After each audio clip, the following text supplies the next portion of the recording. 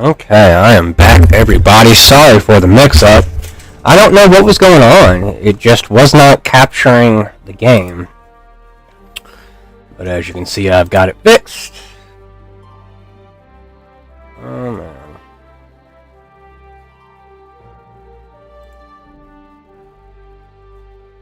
Yeah, I think that's the move. Alright, let's hop into this and see if I can't clutch a victory for us, guys. So let me go ahead and start the video. As I was saying, there we go. Yeah, this was mostly me just reacting to a really old video. Basically, just going, wow, this is behavior pretty much that I don't support from Sneako and minorly Penguin. Though I mostly approve of what he did and how he responded. To have a boxing match. This guy wanted to be a comedian. He then gets mad because Charlie says he's buffer than Sneako. So Sneako, being the brave man that he is, wants to fight 5'6" Charlie. I'm not calling him small. I'm saying he has no muscles. Yeah, but hit the gym. Andrew Tate preaches getting a better physique. You really body watching right now? You're body shaming, but you can't fight, pussy? Chat, I don't want to, I'm not reacting to it. How? This guy's pissed me off, and you can tell him this. I want to meet him in person. Monica, I just want to take your bun in a fist and then slam it down like I'm mashing butter. Your dumb mouth that I want to... that it's something. That's... And smash your head up and down like I'm mashing butter onto wrong. my crotch. Angela Wallace, you got me feeling some type of way, bro. I ain't gonna lie. Also, who puts butter on their crotch?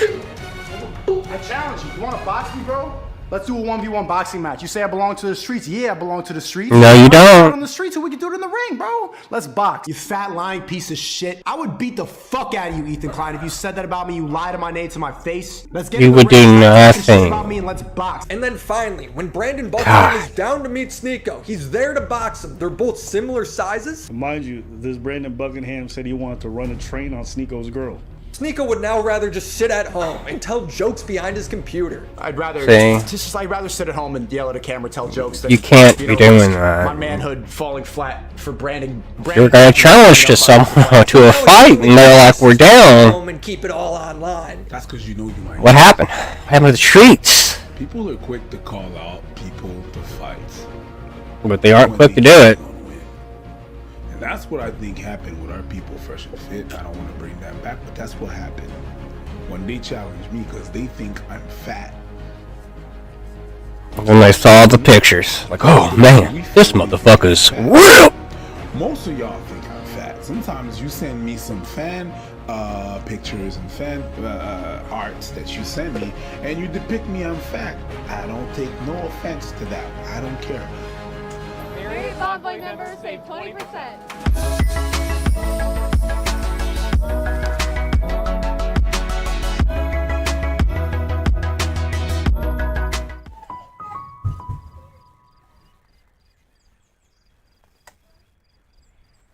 Ooh.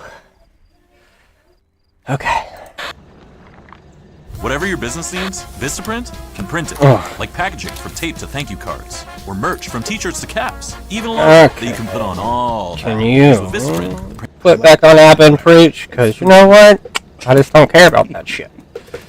And when you did that and I said I accept, you got a little, ooh, what's going on? Why would he do that? Huh?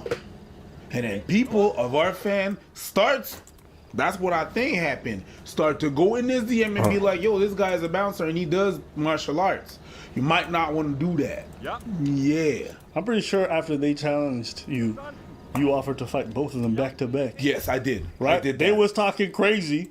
You offered to fight both of them back to back, and what ended up happening? We actually offered to pay them to show up. And it was not even on a clout thing. No cameras, nothing. It was a one-on-one thing. It was not even to put out there. You understand what I'm saying? You get me? I'm not here to brag or whatever, whatnot. But fighting one person in fighting another person is something that I had to do numerous times in my life. Not because I wanted to, because that was my job. Oh, well, a lot of these people are going to challenge people that they know they think they can beat. They think. because you end up watching these people fight. Here's the thing: if you've ever been in enough street fights, you know that shit's not something to play. Nobody knows how to fight. Like You take some classes and then you realize that you don't know shit about fuck. people that train are generally the most humble when it comes to violence because they understand its ramifications. And if they receive the training, they also understand it comes with responsibility. You're not supposed to be out here talking crazy to civilians and trying to fight them all the time. I agree. A lot of people, when they train fight, the first thing that they tell you in a fight, the first thing that you can do Run. is flee. In a self-defense situation, if you are a big monster human and you want to fight me and you square off with me, guess what I'm gonna do? All right. Because I don't want to get involved. Even if I see skinny little Lex out on the street and you start yelling at me and saying you want to fight me, I don't want to fight you. It doesn't matter. I don't care if I can beat you or not. What if you stab me? What if you sue me after I get done throwing you onto the concrete? There's a million bad things that can happen and almost nothing good. My first self-defense is my feet to get away from you. Leave. That's your first move. It's just because they challenge people. Like, I see this thing happen live. I'll fight you. That's you not even being able to control your ego. You know, it's funny that these red pill dudes want to talk about discipline and all of this stuff. They can't control their emotions. You know, like Sneako want to call himself a comedian. Anytime people joke on his name, all of a sudden he wants to pull out guns and fight. This dude is a clown trying to be out here telling, I can lead men. Again, watch the pattern. You notice this because if you've ever been someone who Jesus, that hurts my arm. They don't look like these guys. Come on, guys. I need kills. Because if you follow these kinds of men in life, it would lead to your death. Move the tank if you had a up. commander, or if you had a leader who basically got hyper emotional when insulted or let his ego get in the way of making all the smart decisions, your unit's not going to survive. And so that's why when I listen to this kind of guy, I'm just like, you're a clown. He's basically cosplaying as some kind of masculine leader, but then every time people poke, they see there's a bunch of chinks in your armor. That's insecurity. Somebody call God. I helped you overcome your fear. If that's all it takes for you to start challenging people to fights, you're not ready to be there. You're a fool. If you get that antsy at the slightest challenge, you're not ready to one shot. You guys understand that restraint is actually the biggest thing that you can do to protect yourself. You know, if somebody looks at your kid and says, oh, whatever, they say something, you think your job is to just go out there and start punching you in the face? How are you going to protect your family when you're in jail? Peep game. Stupid. Peep game. How are you going to protect On your the moment. wife On or the moment. anybody or provide for them If you're in jail or destitute, dead. whatever financial situation, when you are in jail, stupid? Not even in jail. On the moment. Guys talking while I challenge a guy. I'm with my wife and kids. I'm like, yo, want to do this? Want to do this? He decks me in the mouth. I'm out cold. What happens to my wife? What if he has a weapon? You know, like, I'm not saying there's not a place where you defend the people around you. Absolutely, that always comes in time and place. That's the thing. Yeah, of course. But you got to also understand restraint. You got to do a bit of risk assessment. You got to be able to keep your cool so the people around you can stay safe. That's what it means to be a man. Not be, oh, you want to see my clips? And I'm just telling you, all these red pill dudes, a lot of them start. I agree with these They start perspectives here. They Let's start back up. Snitching. Back Anytime up. You start to pressure them a little bit. Wanna know why? Because underneath whatever facade they put online, this persona, what you realize that underneath it all is a soft little boy whose inner nerd who got bullied has never actually outgrown. I'm certainly not one of those good people. Matter of fact, I'm straight up kind of an asshole. I'm an extremely self-involved, insecure, and overcompensating wannabe that constantly speaks about things I barely know about. And when people speak to me, I don't listen, I just wait for my own turn to speak. Alright, at least you know, bro. Now look, people want to have sympathy for him, all this other stuff. Oh, I feel bad, he's a young man, you know, give him time. I question, does he even show a modicum of respect or sympathy? Good God. Any kind of strength, anything. This is D'Angelo Wallace who took a break from YouTube after going to stuff. I haven't found a way around it. Yeah. I search for ways around it. I do everything I'm supposed to do, like, you know, therapy and taking care of myself and all of that stuff. But the truth is, I have really severe anxiety, depression, and it often leads to radiation. Oh no. Yeah. Maybe stop thinking about that shit, right? You know, matter of fact, fuck your mental health. Your problems are so easy. I'm set. get the fuck over it. This is a perfect example of somebody who needs to get the fuck up over it. Get over it. Get over it. Woo! Get the fuck over it. Sneako, I think it's time for you to get the fuck over the fact that you're a cuck. Get over it. You are a cuck. It's okay. Are you kidding me, man? No matter how much you cosplay as some conservative red pillar who's found God and does all those bullshit, meanwhile you're still having all the premarital drugs and booze and all the kind of hedonism you want. So you think all guys cheat? Every guy cheats. Every guy wants to cheat at least. No guy is naturally monogamous. We just like variety. It's okay. You're a cuck. Hi, we're Visible. We're the wireless company with nothing to hide. Seriously. Hidden fees? Oh, We hey. don't have them.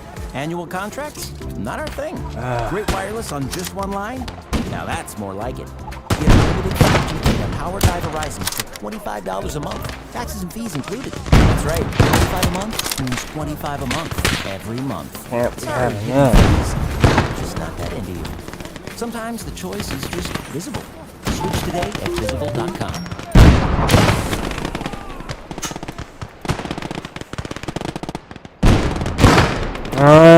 Going as I had hoped. An unsub.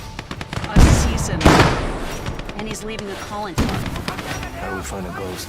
I have a plan.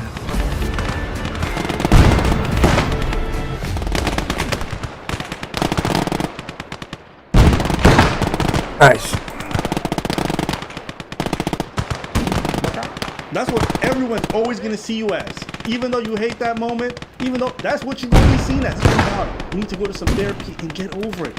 Have some self-acceptance. The only reason people can use this against you this aggressively is because they know it makes you uncomfortable and you're ashamed. No. Turn around, Jonathan. Nope. I don't even give a shit that you're doing all this weird stuff sexually. That's what you do that. I just think it's funny when you get about it when people mock you for it. Why you judge everyone else based off of these Judeo-Christian values that you yourself don't live by.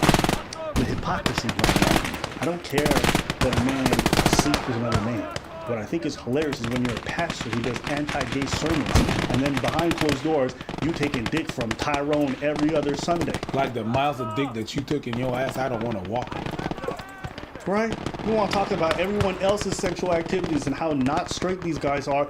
Meanwhile, you had a dude tickling your balls while you were smashing a girl. That's pretty sus to me. I mean, what other straight guy has so many half-naked photos of himself? He was jerking off in front of a male photographer, laying next to another man's ass. As a kid, he wore his sister's dress. Did I mention he was touching his peener in front of a male photographer? So while I'm like hitting it from the back, he lays down on the floor and starts licking her. Think about the logistics, like his head is like under, it was like 6 inches, like his eyebrows are like tickling the bottom. I'm not gonna lie, the stuff that's in this video is probably some of the gay shit I've ever seen a dude potentially do. Most of these guys online who do this stuff on the red pill are overcompensating for some shit. Yeah, they will be like, oh, I think you're gay. What? Bro, you got a picture of you laying in bed with another man, and you got a picture of you kissing another dude. Like, y'all really can't say much. And I don't care that you have these things. I just think it's hilarious when people throw stones from glass houses. You try to call out everybody else. That's what you do. Yeah, that's not a change. You guys are the Derrick Jacksons of the South. That's what you are. Hey. Talking one shit and putting down other people for the same shit that you do. We do not care that you do all those things. I don't care that you go out with escort girls or people or sugar babies or this and that or Instagram models. That's you. But when you put down other people and you look at other people, you're really talking about yourself. You're really talking about yourself. He's said multiple times that he wants to be the next Andrew Tate. I'm trying to be that. I want to be the top G one day. When the Tates got banned off YouTube, Tristan passed the torch to Sneako, and he completely creamed himself. I'm gonna continue living the life. So, Sneako, young man, if I disappear, I'm passing the torch to you. Keep spreading the message while it's still relevant to talk. Tristan Tate said he passed me the torch. It's not going to be easy, but what you really want is a good man. Yeah, come here, shut the fuck up with your feminism. Shut up, Chad. Shut the fuck up. Yeah. That's what you need. You need that. Do I feel bad for this guy? Absolutely not. Absolutely not. I don't feel bad for none of these dudes. They're poison in society. So yeah, people want to exercise for the internet. I ain't got no problem. Get the filth out. That's what I feel. You know what I want to say? Oh.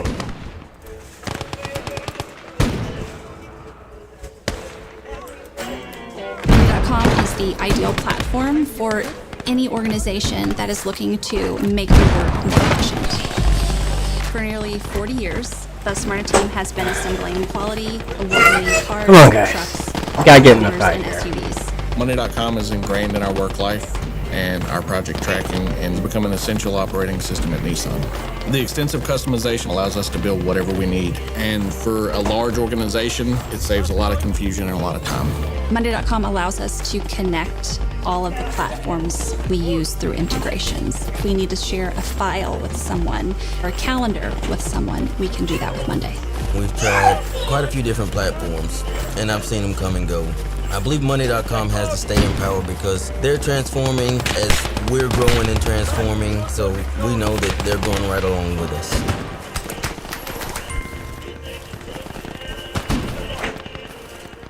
So if you aren't aware, Gideon went to some town market sites, considered the most town and basically interviewed a bunch of people. Hassan played the video without 2 seconds in and basically said a bunch of stuff. And so Gideon, hearing what he said, here are his comments. I'm starting Navi, right? The reason why I get to deal with you guys is because I know very watching his video and then also reading the comments. Good headshot. I'm a black man. I've been a black kid, and now I'm a black man, bro. How you gonna tell me in my 21 years of life? Like a boss. I don't know what is? Because I felt, bro. When I tell you, I've not felt like this in my life. Like it's crazy, bro. Like basically, I felt like they were telling me how I feel. Yeah, get used to that. Now that you're in the art sphere, you're content creating, you're going to be around a lot of left-leaning people. You're going to be around a lot of people who think they know better than you. Even if they're white, they're going to tell you, no, as a black man, this is what you should feel. As somebody who's been in arts for the last 12 years, I've heard it all. Which is why I'm like really turned on by these people. That's how they operate. Under the guise of, I know better than you, and I'm here with empathy and kindness, and I'm here to save you. They will tell you how you should feel. They will gaslight you to thinking you're supposed to be outraged when you aren't. And they'll tell you, wait, that's not a thing. When it's like, who made you the fucking arbiters of what's right? That's been my experience with these kind of super progressive types. Just get used to it. Because you will hear a lot more of it. As you guys can tell, we're not from here. I'm from Atlanta, you know. I'm one of the best rappers coming out of there and everything like that. But we've heard rumors that this is the most town in America. But so far, I'm not gonna lie, it's been like one of the nicest places. Actually, it's like boot. My booty is kind of hurting, so I need more. Yeah. But I'm not gonna lie, they're not really like fitting our narrative. Like, this is the coolest town in America. Hey, can I ask you a question? How long have you lived here? Like, how do you like it? They said that this place was like the most town in America, but like what have you seen here that you would like deem maybe? Out in Zinc, which is probably like a 20-minute drive, the leader of the Ku Klux Klan or whatever lives out there. So this isn't the racist town, Zinc. We have people, of course, but you're gonna find them everywhere. I don't know why Americans have such a twisted and broken fucking understanding of what is, which is weird. I mean, I know Gideon doesn't give a shit. Boy. He's a content creator first. I mean, no, I do give a shit because, you know, first, I'm a black man. Like, it doesn't matter how many followers I have or what influence I have. First thing first, I'm a black man, you know? Like, not everybody in the world knows who I am. First, let me take control of the truth. I don't care if you're sitting there hiding in the coop. Oh, God.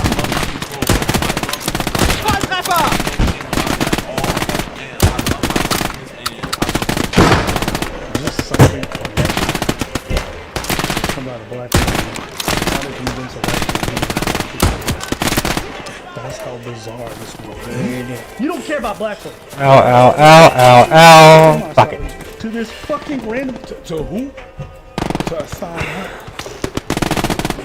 Hassan Pike is the same person who says he cares about trans people, but tells them to shut the fuck up when they have an opinion. Because they don't Because you're just a trans person. Hassan's relationship with the trans community is interesting. He once lost a trans-related debate, and people in his community were rightfully upset upset with them because they feel Alright, like you boys. make them look bad. Gotta go back. Trans person is the fact that you, a guy that isn't super well versed on trans shit, brought on a known transphobe, knowing he might bring up transphobic shit. You aren't exactly a vosh in trans debates. I hope that the rest of your life is as horrible as it is. That's every single completely day. unacceptable. There you go.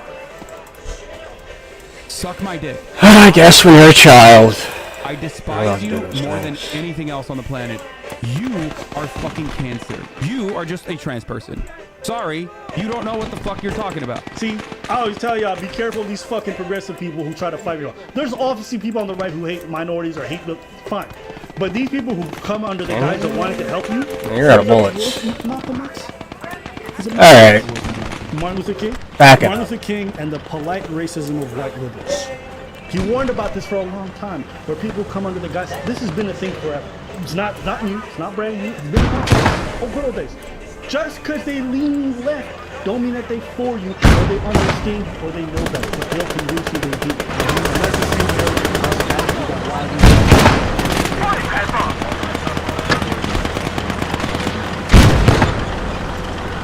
stuff and doing comedy or whatever. It doesn't matter what the messages overall. But that's not how this works. Like, you know, it isn't just done. The video is 2 minutes. He's in the video 2 minutes and 34 seconds. All right, and boys. He already judged what the entire video was. He literally just judged what the entire video was. Yeah, that's what he does. And he'll complain if you click it. Yeah. I have heard That's that. kind of how these things work. He literally just said, I was just there to get a clickbait title and make some shitty jokes and do comedy and stuff like that. 2 minutes into the video. Like, I mean, I'm not gonna lie, you can literally see by like the intro, the tone that I had set. So it's just like, why are you already jumping to the conclusions of A, like what I went there for, and then B, how are you gonna like sit up here and tell me how I should feel about a town that A, you just probably figured out about, and then B, a town I know for a fact you never stepped foot in. You've never been to Harrison, Arkansas. You haven't talked to the locals there. You haven't talked to the minority locals there like I did. So it's like, how are you gonna sit up here and tell me like how it really is? From all places, why here? Bro, I mean, everybody's saying that this is the most like. Don't you know, cause when you're living. It's chill. I love it here, actually. This is not made up. The KKK is favorites with their fucking leader. Really? Yeah, maybe they would like beat my ass if I like showed up. Nah, they don't. I don't know. I heard stories. So he's the current leader. Yeah. And he's cool people. I met him. He's pretty cool, but This is the man we need to find, y'all. Do you think it'll be dangerous if we go to Zinc? probably not. Everybody just kind of tries to stay away from it. So people don't really have information on them. Their mindset is on Don't worry, you know, it kind of whitewashes. Yeah. You know, I want more people to I'm just your get out of their head in general. Alright, boys, man. So right now we don't have any leads on how we can get over to Zinc.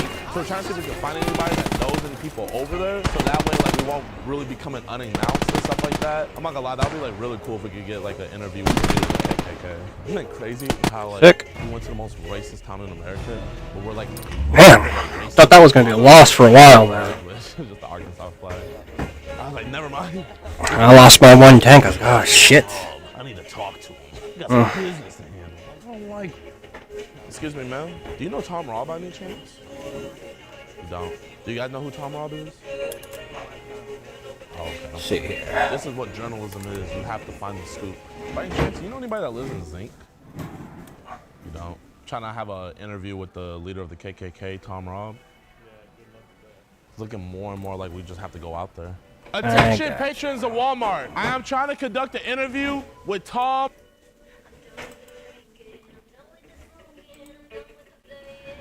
Okay. That you get of the 5.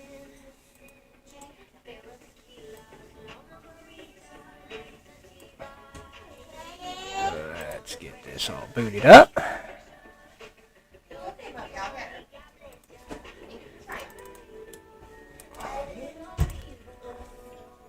To get started in data analytics, you don't need previous experience or a degree. The Google Data Analytics Certificate. Do you feel like you believe in some like absolute moral framework? This is your destiny. No, I don't believe in objective morality, if that's what you're asking. Okay, so then let's say there's a country across the street from you and you live across the street in your own country, and in their side, they say something like, we want to eradicate homosexuality from the country because we think it's worse for literally everybody. There's like a spiritual decay when homosexuality exists. How do you fight for, how would you argue to them, well, look, you guys are worse off because of this? And they're like, you're absolutely incorrect. I feel like the issue is that you're coming at this as like the ultimate liberal, which I am, and I love being the ultimate liberal, but the ultimate liberal, and that you're assuming that everybody is weighing these outcomes with the exact same objectivity that you are, whereas my argument would be,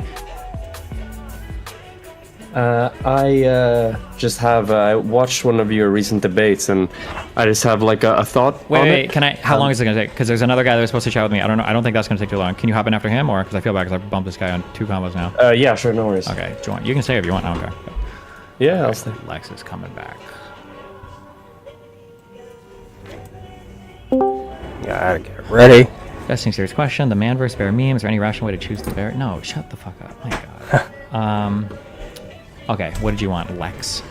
Big Nick. Okay, Yeah, so Kennedy. 2 things, Yeah. right? Uh-huh. First thing, the channel that I started with Baker, Intuitive Defense, has officially reached 1,000 subscribers. Very nice, good job. And I want to thank everybody, all 2 people from the DGG area that came out and subscribed to it. I want to thank you for that very much. And also you, Steven, for introducing us to Tom, who then introduced us to other people. So thank you very much, sir. I appreciate it. Cool. I look forward to the inevitable backstab where you guys are trying to Me Too me. So yeah. Well, as long as you keep your dick in your pants, you'll be all right. Second thing, I'm not an expert on many things. But you are an expert But on one thing being short. Huh? Well, okay, all right. I am an expert on 2 things: guns and short. Oh shit! But the I thought third you were gonna thing- come in and talk about the message you sent me a few days ago. That wasn't a random insult. Sorry. Go ahead. The third thing. Go ahead. Well, okay, yeah, I could also talk to you about that, you motherfucker. But other than that, I am a funny person. Baker is a funny person. We have created a YouTube channel that. Wait, fuck. Hold on. I just The accidentally DCs? hit the auto here. I'm so sorry. Hold on. 1 second. Can you talk again? Nope. Hold on. Let me rejoin. I pushed a button. The button was called mono audio. I think that might have been what was fucking everything up. But then it just acts this. So let's see what happens. Hold on. Roughly, leaving me with about 2 tanks. Exactly, pressing matters. Okay. Wait, can one of you... What about now? Kennedy, can you Maybe. leave and come back? Just like God go down and... I think just go it's down and easier come for up. me, Just right? real Because quick. you don't have to drag him. Oh, I just can do it real see quick. Just go down and up real quick. Jesus. Medics are good. Medics Okay, are that sounds great. good. Okay, I sorry, need go ahead. to spread out. Okay, so I am one half of a YouTube channel that does firearms and comedy. The comedy portion is I am not an expert in this, but I have quite a bit of time in this. Okay. One of the things that keeps people into a podcast or a video is whenever they can laugh at something. Obviously, you and Dan do that very well. The one thing that I would suggest, if you're willing to hear a suggestion from me about your podcast and how to make it better, is you guys need to play into your strengths. You being the pedantic nitpicker every time he says something fucked up or retarded or, in a wrong way. That is one of the most singular driving things about people watching the interaction between you two. Yeah, of course. Yeah, I agree. Yeah. So you need to be more nitpicky. You need to throw on your fucking autism hat.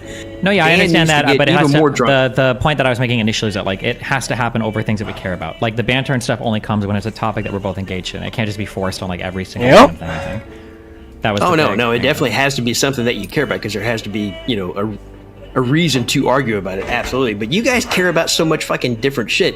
You can definitely find something to care about. I'm just saying that to really ramp it up, because me and Baker, we're not like completely retarded like we are in the videos, but there's a little bit of that retardation in our normal lives. You know what I mean? So we're just ramping up all those things to a level 11, and there you go. Okay. Yeah. Oh, and that thing about that you were telling Tom that nobody makes fun of a dude whenever he's 5'3", you can go fuck yourself. Yeah, they do. As a man that's 5'4", I can tell you, yes, that happens a lot. So, Okay, well. And it should. You need to be better. I love you, buddy. Be careful, okay? Later, bro.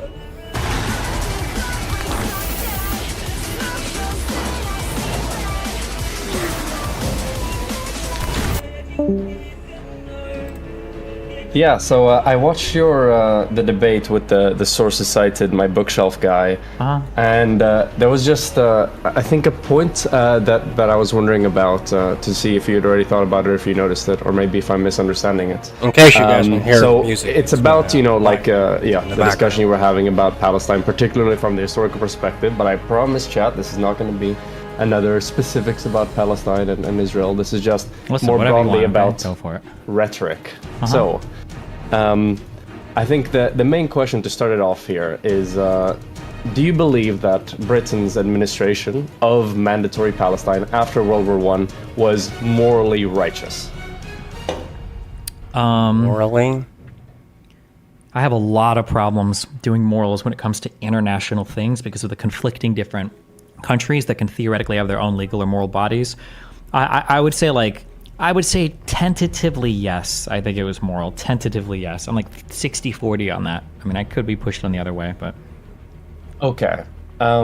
So I guess before I continue, so your answer being yes there, what's the main reason there? Is it like some moral relativism? Is it just like in historical So what I would have to know is, context? what would inform this decision more is I would have to know what the international norms were at the time for countries that had been losing wars, because like my assumption would be that if you lose a war and somebody like captures you or takes you over, that they basically get to administer to your entire area and then like start moving around, installing new leaders, like having a pretty active hand in what you're doing, but that the mandate system was a movement away from that heavy-handed style of like conquering and controlling, and that was a step away from that.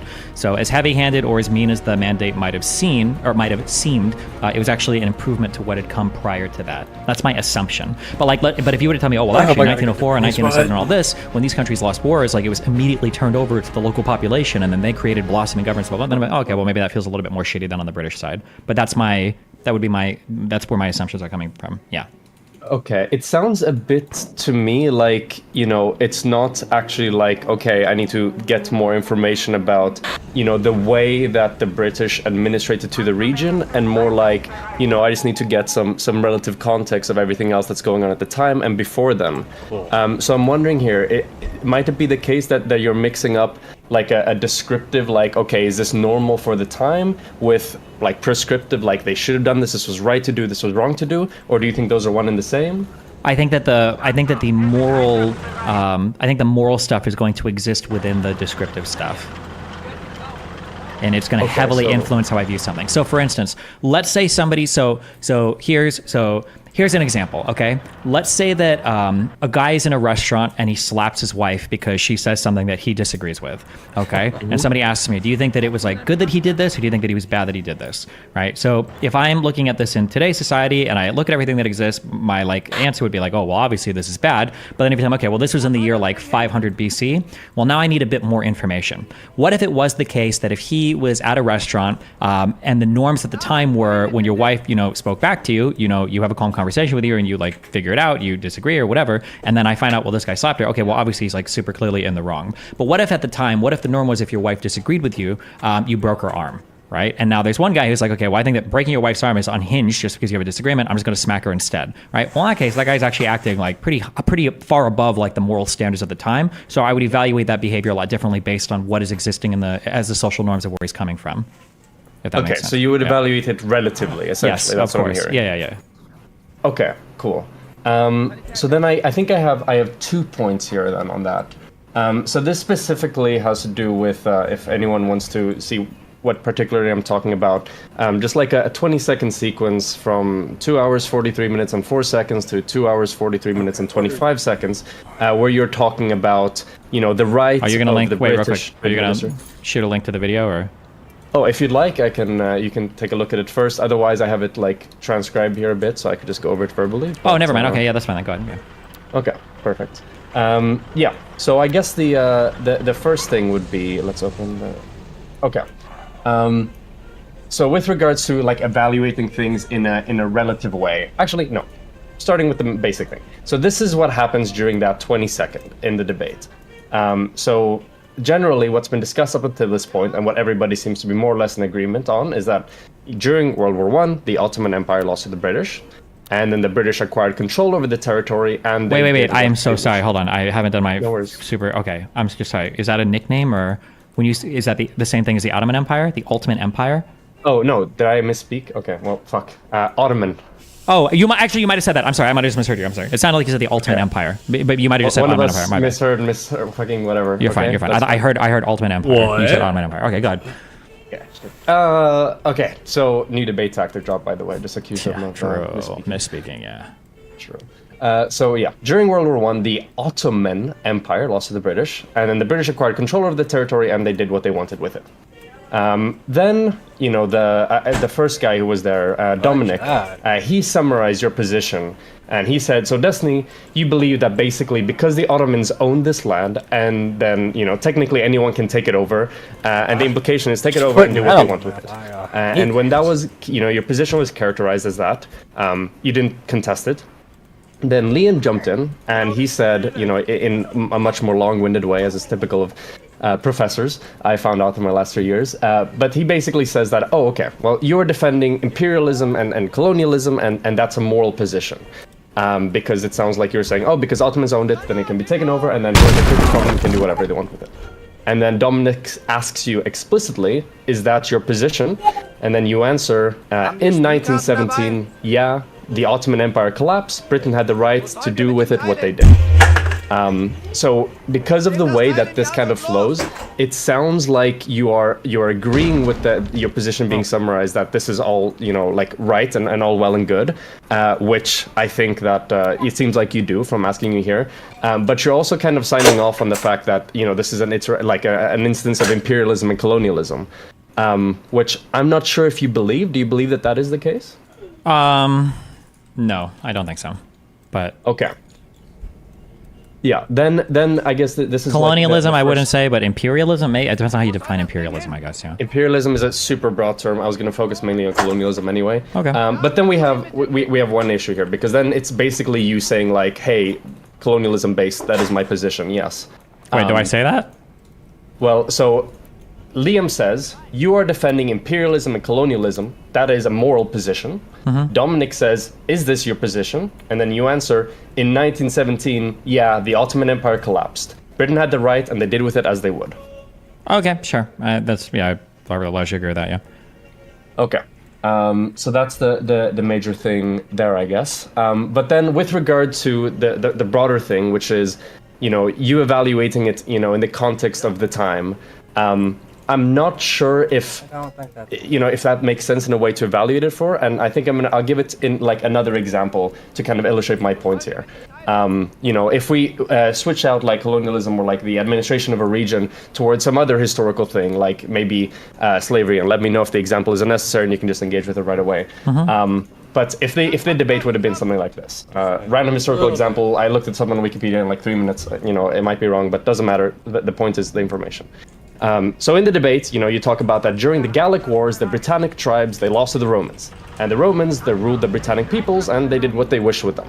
And then somebody summarizes your position in this debate as, well, because the Britannic tribes were made up of people, and technically whoever beats the tribes can, like, rule over them like you would any kind of administrative body in the time. And this isn't contested. Your interlocutor says that... Sure, wait, can I head this off real quick? Go. I think an obvious qualifier I would give is, I'm going to say that there are probably going to be some preemptory norms, like use Kogan's, that are probably almost always going to transcend a particular period of time.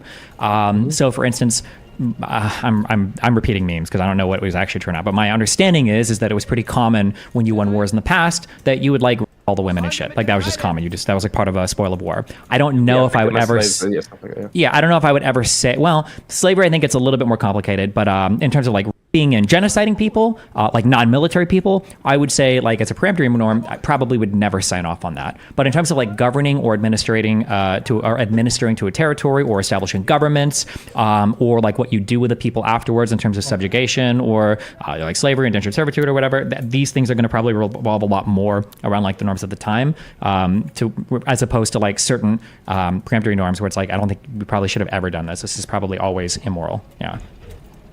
Okay, so you differentiate between like, I guess, administrative handlings and things, and more like individual and personal related actions. Is that what I'm getting? Or am I not individual or personal, but there are just going to be some. I learned this term. They was even used in American law. I don't remember what it's called. There are some things that are of just such an evil intent that they're going to transcend most cultural relativism. Like they're probably always going to be wrong. Irrespective of whatever cultural context there is. Like, I don't know if I can think of any cultural context, for instance, that would justify rape, or would justify like murder, where murder is just like you're just killing somebody because they're irritating to you, or would justify, like genocide. These are probably going to be like use Kogan's like peremptory norms that you should never ever violate these things. Yeah, even if they might be relatively normal at the time. Yeah. Okay, so you have like one category of bad things that you don't apply this relativist standard to at all. It's just always bad, and then a bunch of other stuff that falls under the relativist. Malum in se is the Latin I think we use in the U.S. justice system, but yeah, go ahead. Okay, I see. And this kind of like relativizing of certain portions of moral behavior, is this only something you do when like looking into the past for historical examples, or is this something you do now as well for like contemporary, like more political or moral discussion?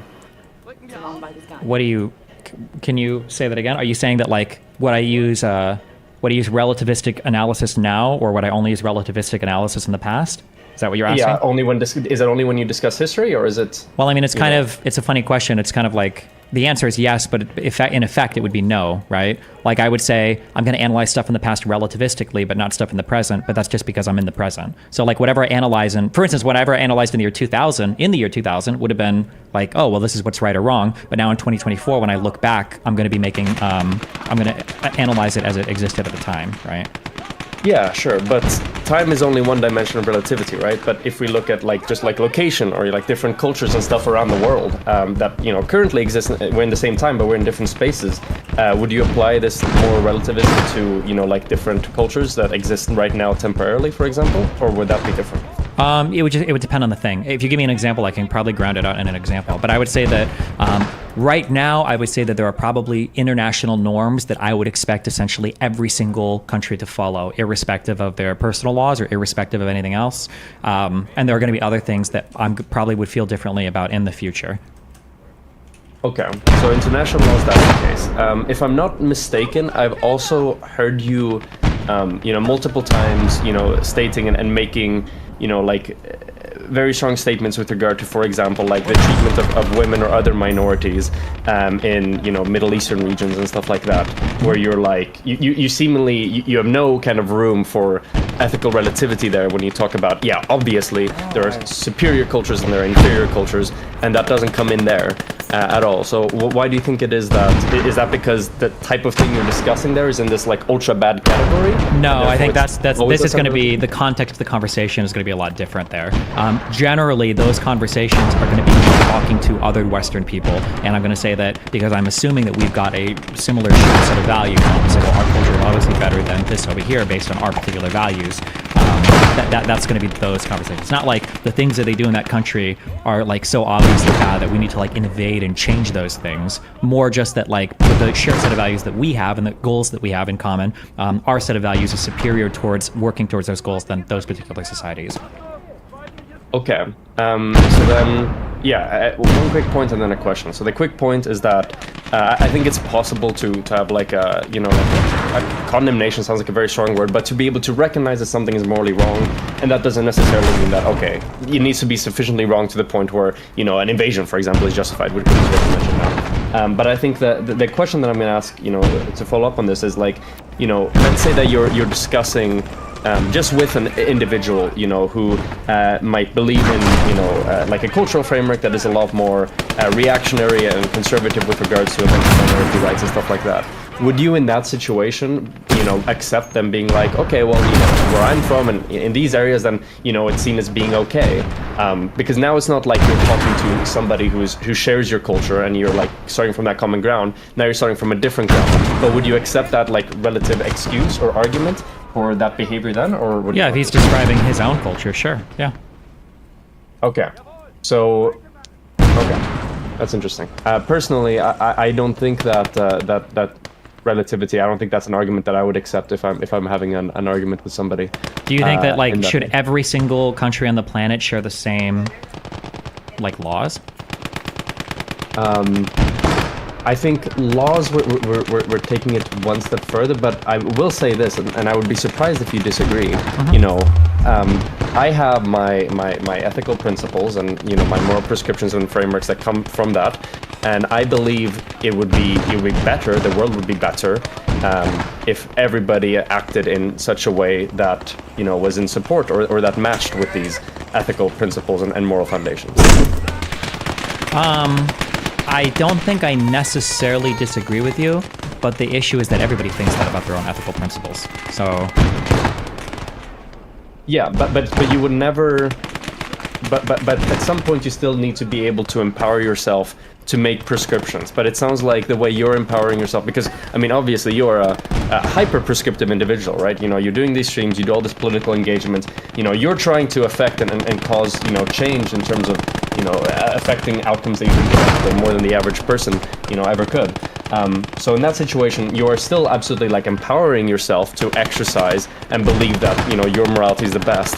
But am I correct in understanding that that only extends to what, like, you know, the United States or like United States, Europe, or where do you draw the line there? Because I don't know if you can draw a line there. Because yeah, it's super easy to draw a line. It's going to depend on the context of the conversation you're having. If I'm having a conversation relating to Israel-Palestine, I'm going to exclusively be invoking international norms and international law. If I'm having a conversation about what's going on in the United States, I'm going to be very narrowly and very specifically invoking what I believe should be core democratic American principles and then what American law is. If I'm having a conversation about the norms in another country, I'm only going to be speaking with respect to, you know, what I think, what international legal things that they have obligations to. Yeah, that's it. So I'm never going to go on a big rant. Like I might say something like, oh, I think that the Saudi-led coalition against Yemen is wrong, and I might say that it's wrong with respect to the rules that we have governing internationally the laws of armed conflict. But I wouldn't say, oh, Saudi Arabia is wrong because they don't let women vote or whatever. I know it's a monarchy, but like if that was like a thing, if they had a direct standard, I wouldn't say they're wrong for not letting women vote, because I don't think that there might be for women voting, for not letting women drive. Let's say that. I wouldn't say that they're wrong for that, because it's not my country. They're not my values. It's not me. It's not for me to go and say. And if they're not like breaking any peremptory norms or anything, then it's whatever. They can run their shit how they want to run their shit. Okay, so. Just to make sure I understand, so for you, that like the question, like, you know, what is your opinion or what is your judgment on, you know, X cultural practice in a culture that, you know, you have no belonging or connection to? That question and that conversation is like nonsensical to you. Like I don't, like, they can run their shit however they want. Yeah, I'll have to ask them like what the context is. I'll be like, do you want me, like, you mean like if it was my country? Because that's usually what the thing will come up as. And I'm like, well, if it was my country, I wouldn't want to do that here, obviously. But like, it's not my country, so I don't give a fuck. People ask me like, do you think that, like, what do you think about freedom of speech in Europe? And I'll be like, oh, I think it sucks. I like the freedom of speech in the United States. But like, it's not on me to tell Germany what they can make illegal or not. That's what Germans feel is important for their freedom of speech, or the UK feels is important for their freedom of speech. Like, I'm not here to say we should impose the American view of our First Amendment, our freedom of speech, and our those types of things on every other country. It's just not. Yeah, I say this a lot. I think. Yeah. I'm having like a brain blast back to like a very old video of yours where you have like MS Paint and things for your like whatever meta-ethical framework and stuff. Oh boy. But I think maybe this is where it comes from. So do you believe that, you know, fundamentally, like, your ethical system and your morals aren't really, you know, universalizable, but like as a property, universalizable? I don't fucking know. You know what I mean? Yeah, I would hope they are. Yeah. Okay, but if they are universalizable, and you believe that, you know, do you believe that the world would be better off as a whole if more people held the same? Yeah, I would say so. 100%. Yeah. Okay, so then what makes it so that you believe it's right to argue for these things that you believe in, you know, within the United States and your context, but suddenly it's not as important to do so in other contexts where you don't have as much definition?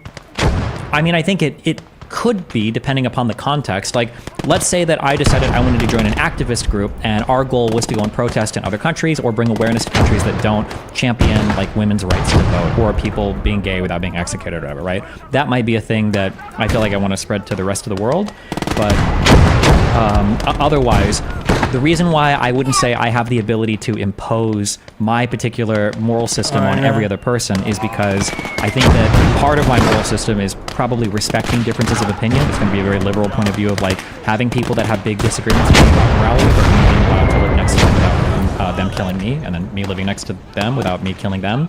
And I think that respect for alternative points of view is probably the only way that an ideology like mine, or any really, could survive in a place like the United States. Otherwise, we would be...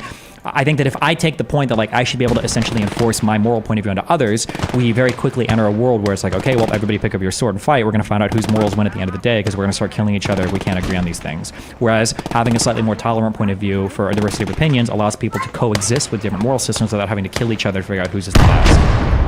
Yeah, so I think we might have skipped. I think we might have skipped a step at some point, because now you're talking about, you know, the capacity to enforce something upon other people, which I don't think is super different from what you're talking about. But you do begin invoking, you know, putting things onto people and applying it maybe with some force, maybe with some other things. But initially, what this conversation started as, and what I'm very curious about, is, you know, just your ability to pass judgment, not necessarily to enforce, but just to pass judgment.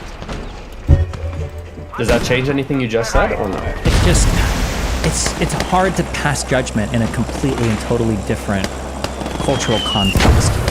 Like, it's like to the point of it being almost meaningless. So like if somebody was like, so this would be like a conversation. Somebody would say like, how do you feel about the country? How do you feel that in Arabia, in this country, women aren't allowed to vote and they can't buy property? Like I would say, well, in Arabia, if that's the laws, then, you know, whatever, they can do that. And the person's like, no, I'm saying, do you think it's right or wrong? And I go, well, I mean, in accordance with their, I guess, legal system. Like, no. If you could control their legal system and everything else, would you change it? Do you think that it could be better? Like, or what? Yeah, sure. I mean, like, what do you believe? Do you believe that the current state of affairs is morally justifiable, or do you believe that a different state of affairs? I think to them it's justifiable, and I'm not part of them. I'm different. I'm in a different country where I'm governed by different laws and rules. Okay. Because the way that I would answer that, you know, if somebody asked me like, oh, you know, in X country, women aren't allowed to vote or drive, I would say, someone's like, what's your opinion on that? I mean, for me, it would be a very obvious answer. For me, it would be, no, I don't think it's okay to arbitrarily restrict, you know, rights, particularly civil rights, you know, towards people for really morally relevant traits. And of course, I'm invoking a lot of further like baggage there to more fundamental ethical positions I have, but I'm still capable of like expressing an ethical and a moral preference, and I'm not sure like why I shouldn't be able and you know to you're not saying I shouldn't be able to, but what's the complicating factor there that makes it so that statement is nonsensical? It gives the other person a very clear idea of, okay, you know, this is what I believe, these are my principles, and this is kind of how this whole thing started, right? Because I think that this sequence, you were kind of character assassinated in a way because, you know, you didn't make like very clear statements, and then people walked away, I think, with an incorrect, you know, idea, partly because it seems like you misheard and you missed a different thing, but I think also partly because you just, you know, you have this very descriptive way of talking about things sometimes that, you know, lead to questions with regard to what you actually believe. I live in a certain society, I live in a certain culture full of people that I expect would share certain moral and epistemic norms with me. And in this society, I've got really strong beliefs, and I would try to encourage other people in my society to have those beliefs to the point of where I'm voting for people and trying to do things to activate the government in a way to enforce what I think is right. Because I think that's an important thing for the society that I live in. When I look at other societies, I might think that like, man, it kind of sucks that women can't vote. That seems kind of shitty. But I don't know if I would go as far as to say like, this is morally wrong or incorrect, because the way that you govern this area is a way that I disagree with. Like, that's their country. What if, like, let's say, what if all of those people were part of the religion of like Stanislam, and all of them were part of the religion of Stanislam, and in Stanislam, women just aren't supposed to have a voice in government, so all of them disagree with the idea that women should vote, so they just don't vote.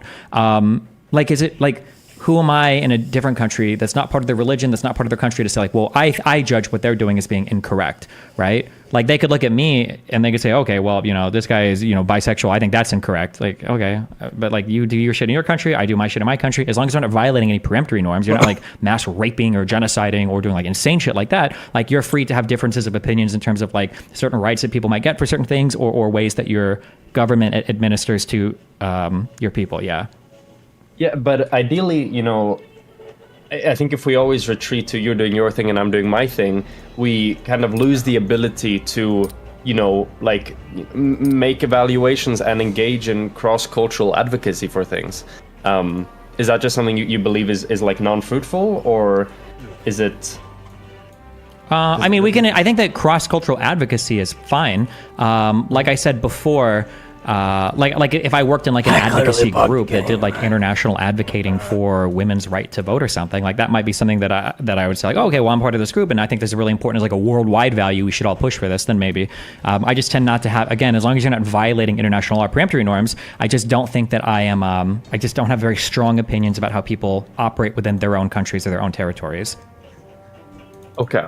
Okay, I'll try one more angle on this, and Sure. otherwise I think we might be stuck. Okay, so the final angle, I guess, would be this. Why is it bad that, you know, like in the United States of America, let's say that you had one city, and they decide to do some crazy shit, and like, you know, with some very heavy social stigma, maybe even some city, or... Wait, no, you're saying a person in a city or an entire city decides to do something with a... No, an entire city decides to do something, but then... I'm trying to phrase this in a way where we wouldn't invoke... Okay, let's say this. Okay. So in one city in the United States, they decide to pass like a series of laws that make it very hostile for women in whatever way. Like whatever, making it harder for them to vote, harder for them to do any kind of administrative proceedings. Okay. General social stigma isn't like a law, but it comes as a result of that or whatever. Okay. And, you know... Of course, you'll be like, oh, but this is a protected classes thing that didn't work. Let's say there was some freak Supreme Court case or whatever that was actually, this is like legally permissible. That made this okay. Why is that, you know, that course of events bad, and why do you feel a compulsion to argue and say something about it?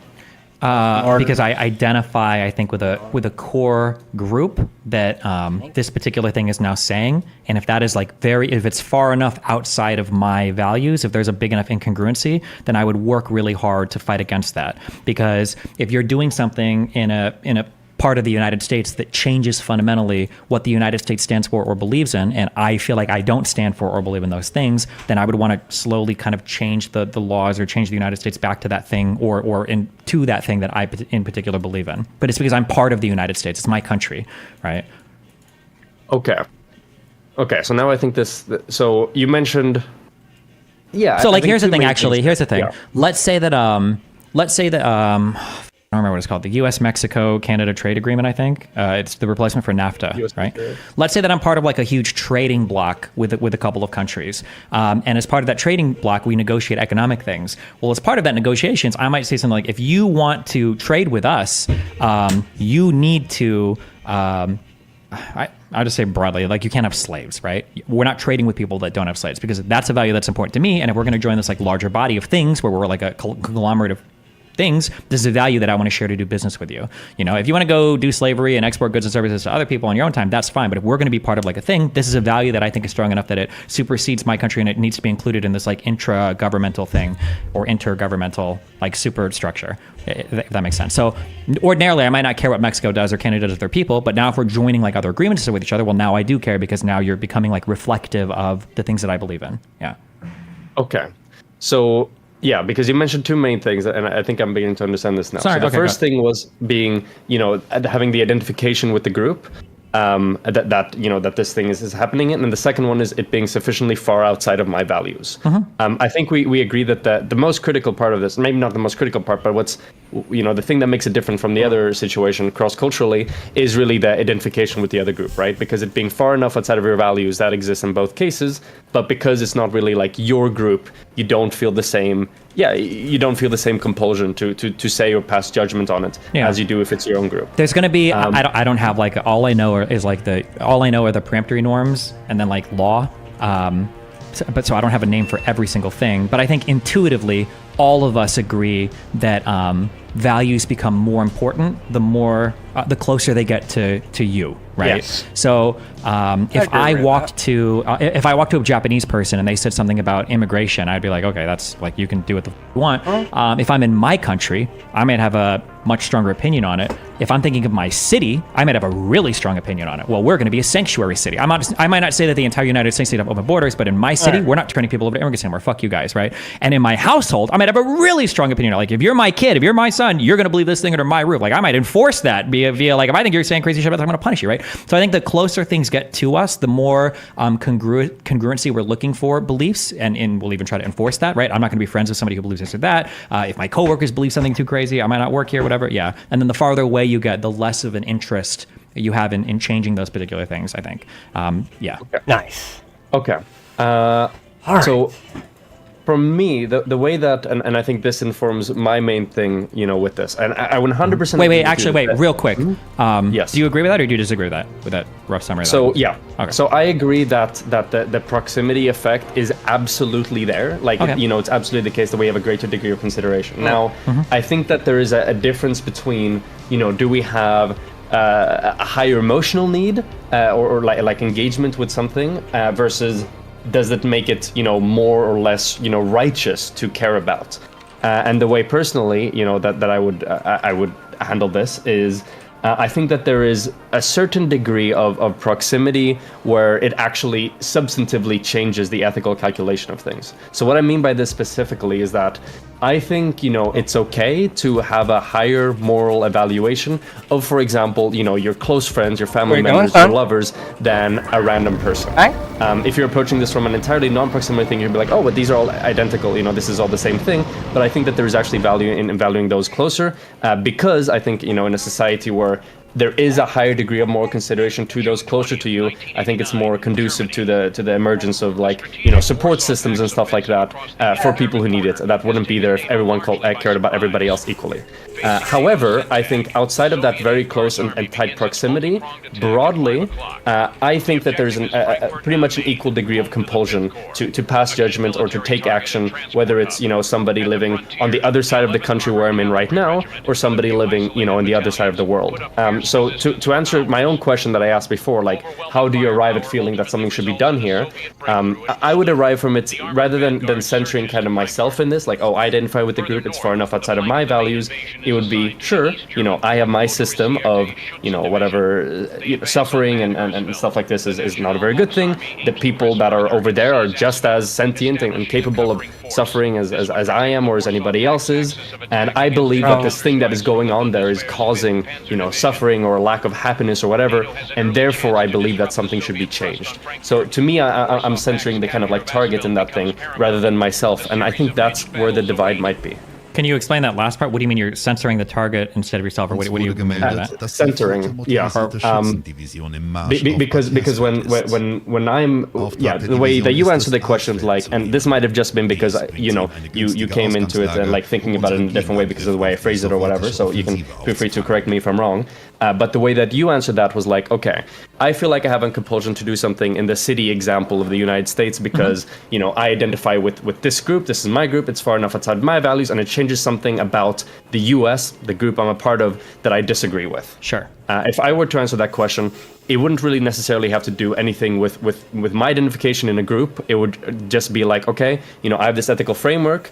I believe that this individual is suffering or leading a worse life because of this policy or this thing that's going on, and therefore we should change it. It's kind of irrespective of my position with regard to that person. Does this require, do you feel like you believe in some like absolute moral framework? Because it sounds pretty much no, I don't believe in objective morality, if that's what you're asking. Okay, so then let's say there's a country across the street from you and you live across the street in your own country, and in their side, they say something like, we want to eradicate homosexuality from the country because we think it's worse for literally everybody. There's like a spiritual decay when homosexuality exists. How do you fight for, how would you argue to them, well, look, you guys are worse off because of this? And they're like, you're absolutely incorrect. Like, literally, our Stanislan religion says that, like, you're wrong. Like, how would you argue that to them? Like just like more broadly, like as a movement, how would you get across that, or as an individual? How or like logically, rationally? Like, let's say somebody's like, okay, well, fine, put forth a good argument for it, and then we'll do it. If you were all perfect logisticians, and if you argue it well, we'll all adopt your framework since that's what you want. Yeah, so first to acknowledge this right at the gate, it's not possible to convince everyone, far from it, and I understand that. The way that I would probably typically go about it is try to get, to a most fundamental parts that we can agree with. Yeah, but so like the problem is that the most fundamental part, and some of these things might, they might be axiomatically rooted in some religious or faith value. And then how do you deal with that? Yeah. The excellence of driving a Buick is matched by the excellence of the dealership experience when you own a Buick. Get this ultra-low mileage lease on this 2024... Yeah, so that might be the case, and then it's going to be very difficult to convince this person. Of course, there are other things like sociological effects that you can demonstrate where, if you focus on society as a whole and you make sure that, for example, gay people aren't going to be fucking like assaulted in the streets or whatever the fuck. If you just have like situations in which people feel more capable of being, for example, like openly gay, whatever that means, and moving around society, and then these people interact with them slowly, they will their negative attitudes about them will be reduced just because of but your a issue sociological proximity effect. So here's, okay, I'm making an accusation of you, okay, ready? And then you can fight against it. So I feel like the issue is that you're coming at this as like the ultimate liberal, which I am, and I love being the ultimate liberal, but the ultimate liberal, and that you're assuming that everybody is weighing these outcomes with the exact same objectivity that you are. Whereas my argument would be the outcomes that you're trying to measure in almost this utilitarian way, the outcomes that you're measuring are actually highly subjective, even though, but I think you're starting from an assumption that they're objective, and then you're going to run into disagreements that are irreconcilable as a result of that. So let me ground this out in the homosexuality example. You might say, okay, well, we've looked at the research, and here's what we found. When you let gay people be freer in countries, and when you interact with them more, people aren't afraid of them. You interact with them in a positive manner. They work jobs. Decreases, basically. What? Do what? Homophobia decreases. Yeah, homophobia decreases. Like, everybody gets along more. You might say something like that, okay? And the other person will look at you and they'll go like, that's really cool that you've given me these based liberal outcomes. I don't give a fuck. I think there is a spiritual decay and rot. I don't want my kids to interact more kindly with gay people. I don't. I think that if you hung out with rapists a lot, you might be friendlier to rapists, and same thing with pedophiles. I don't want my kids to be friendlier to gay people. I think that they cause a spiritual decay and rot in society. I think that their influence is bad, and I don't care even if we have a bit of an economic gain by having them work. I'd rather throw them off roofs and keep our society designed as it should be, with the family unit as the core, with God giving us the ability to have sex with our husbands and wives, and that's it. And I'm willing to sacrifice a bit of your liberal economic GDP, whatever, to make sure that we maintain some level of spiritual wholeness. So even if you can show like good outcomes in your system, the person is fundamentally valuing those outcomes in different ways, such that they don't even care. I feel like you're in like a subjective like black hole if you have a fundamental disagreement on values, because the metrics you're using are completely different. Yeah, that would be my feeling. I'm not gonna like moral landscape you or anything like that. Sure. Like I understand what you're saying, and I agree with you that there's some people that it will be irreconcilable and there's no way to get across to them. Of course, like I mentioned before, and like you mentioned, there are things you can do to society as a whole where hopefully by sociological fact attitudes will change over time. But regardless, aside from that, if we're talking about this one individual and they're solemn in their ideas, they're probably not going to change no matter what I say.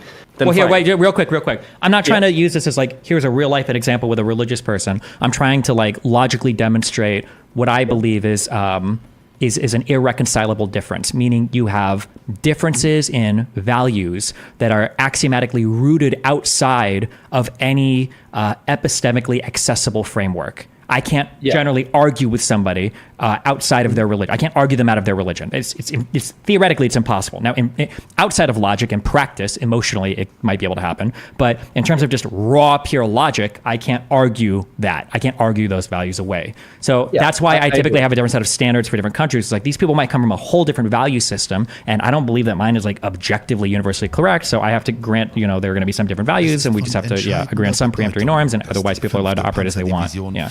but now again, I think that there's a little bit of a jump there, and it's perfect because this was the next thing I was going to say. So I agree that there are people you will never be able to get across to them, absolutely not. But there are people that you will be able to, even if they're from different cultures. Okay. So, you know, for me personally, like when it comes to passing judgment and being able to like engage in ethical debates, even if it's not directly in my culture, sure, you know, and sometimes I might be pissing into the wind and like, you know, nothing's really working, and I might be losing some whatever time and energy where I'm doing something that's futile. But at the same time, there will be instances in which there are some people that can have their minds changed with conversation. And I still maintain the ability to be able to have those conversations and affect those beliefs in those instances. Whereas if you go with your opinion of like, okay, no, I'm just gonna give up on this, like you do your shit, bro, like you're never gonna be able to get any of that, right? Well, I mean, like, if somebody from another country wants to argue, then I mean, we can. But like, I don't know if that's. I feel like that's very rare. I don't think that ever happens. Usually, it's somebody in my country that's arguing about like another country, and they'll be like, "Well, what do you think? What about this or that?" Or like, "I don't know. I think it's dumb," or "I don't." But I don't talk to those people. I don't care. Now, if somebody from one of those countries wanted to argue, and they're like, "I think that it's better that we do this or that with women or gay people of your education," well, then we can have a conversation because now you've shown me that you want to engage in that dialogue. But otherwise, yeah, I just wouldn't engage with it. Okay, but let's say that, so let's go to the first instance where you said that you wouldn't engage with it, where it's somebody in your own country. Because I'm gonna have to which is learn kind of like this. the case that was going on right in this debate that started everything. But let's take it into like a slightly different situation, right? You know, let's say that you have somebody, you know, in the United States of America, and they're a bit of a tanky, and they're arguing like, oh, actually, you know, a bunch of the ways that they do like civil rights, you know, what do you think of the way they do civil rights in China? I think that's kind of based. Would you just be like, I don't know, they can just do their shit over there? Or would you be like, well, no, because usually when you say, the implication is, a lot of this is contextual. The implication when you say the way that they do their stuff is really cool, the implication is usually, I wish we could do it like them. So if somebody were to say that to me in the United States, I go, I really like how this is run, I would probably argue with them, because when you say I really like something, the default assumption is we're cut from the same cloth, we share the same values, they do something that I like better than what we do, so we should adopt that thing. I think that's all baked into that statement of, I like how these guys do their thing. Okay, and let's say, you know, let's say it's the other way around, and you have, you know, somebody who's like a big ANCAP type fellow, and they're talking about whatever, the way that like welfare works or whatever in, I don't know if you would consider like Nordic states, if you consider that close enough that it would interfere with your other thing, but let's say that it didn't. Let's say that there was this other place and they had decently good welfare programs, and this ANCAP person was like, oh, well, how do you think that, you know, like they were doing, like that was working there? Are you a fan of that, or is that going to be a situation where you're like, no, I'm not very interested?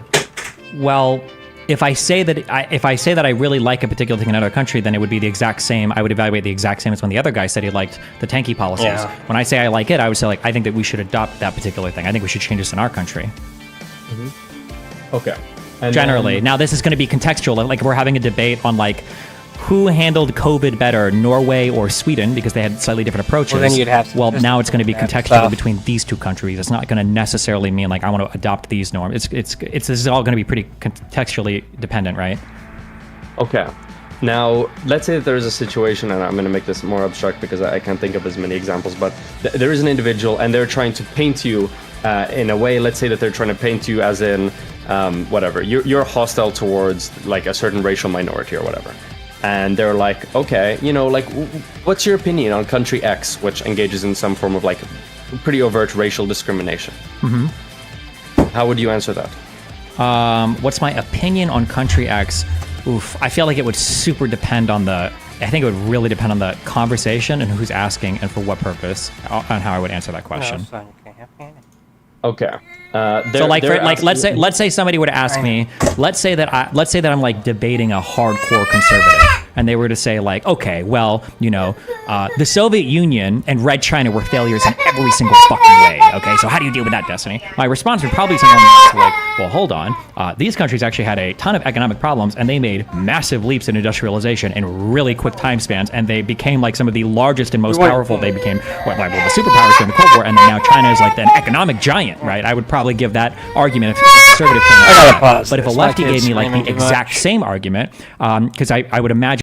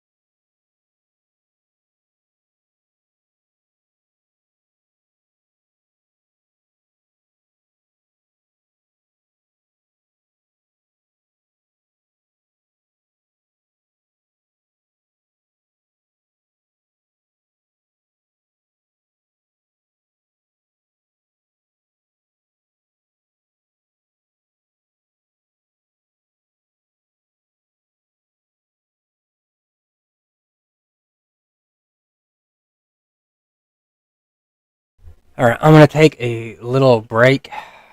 We got some vacuuming that needs to be done at the house, so I'll be back later, where I will resume this debate. Catch you on a little bit. Oh my god, hand work.